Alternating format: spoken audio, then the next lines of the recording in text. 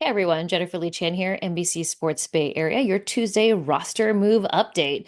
The 49ers added two players to their practice squad, and as much as I don't think they're going to have a huge impact, they'll add some depth. So they added an offensive lineman, Austin Pleasance. He's played a couple games in the NFL. He's been in the league for a few years.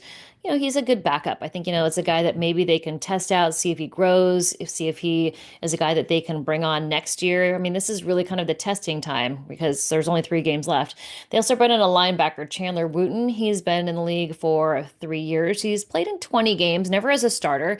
But, again, with Devondre Campbell leaving the building, suspended without pay, no signs of him in the locker room, by the way, from Monday. Nameplate's gone. Locker is empty, suspended without pay for 3 games.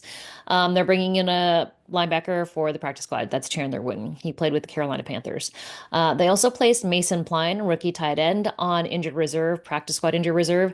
I don't know what happened. Maybe it was in a practice Monday or last week, but I saw him around the building, so I'm not sure exactly what happened. Also, 49ers released, waived Ambry Thomas off of IR. So Ambry Thomas is a guy who was drafted really high, higher than Diamond Lenore. And I kind of thought he was going to have that Brandon Ayuk kind of career where he kind of, started high, kind of dipped down, maybe had a sophomore slump, came back, but he never really kind of, I guess, met the 49ers' expectations on what they wanted to see from a quarterback. And Diamond Lenore has been playing out of his mind. So it's kind of funny how sometimes players translate, sometimes they don't.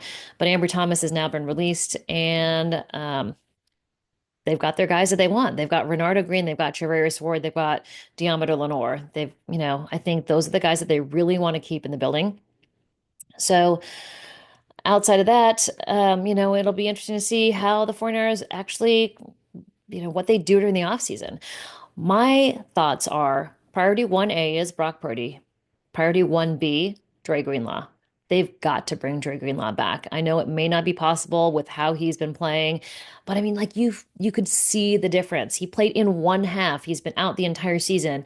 But the way he lifts the team emotionally, the way he lifts the team physically on the field, Dre Greenlaw is a guy that they have to prioritize bringing back. I understand they have D Winters. I understand they have Jalen Graham. But Fred Warner and Dre Greenlaw are one of the best linebacking tandems in the league. And I think Dre Greenlaw he's a game changer. He's a playmaker, he's a game changer. And if the 49ers don't hold on to him, he's going to go to the Houston Texans or the Miami Dolphins because it's D'Amico Ryans in Houston, it's Adam Peters in Washington, it's Mike McDaniels in Miami. It is, no one wants to see him in Green Bay with Matt LaFleur. Come on. 49ers need to sign Dre Greenlaw, and they need to do it as soon as possible. I mean, they've had him for quite some time. I know they've got younger guys that they're hoping that will play as well as Dre Greenlaw, but in one half, his one half back from injury, season-ending injury, Achilles, he led the team in tackles. I don't know what else he needs to do to prove that he's worth the money, but that's my theory on the offseason. I think we need to get Dre Greenlaw 2025 t-shirts made. Who's got a t-shirt making company out there? So that's my theory on what the 49ers need to do to really kind of bolster their status and abilities in 2025. Nick Bosa said on Monday the defense is pretty much going to stay the same. I think Nick Sorensen in his second year is going to be much better than his first. I think Steve Wilks kind of in that last year was kind of a hiccup in the defense's progress, and it's going to take time for them to get back into it. Leonard Floyd told Eric Branch that it did take some time for him to get used to what Chris Kasarik asks of the defensive lineman. And we've seen that from Chase Young to, all the different guys that they have, Randy Gregory, the guys that they brought in mid-season. It takes a while for them to get used to just going off the quarterback and getting off and just going.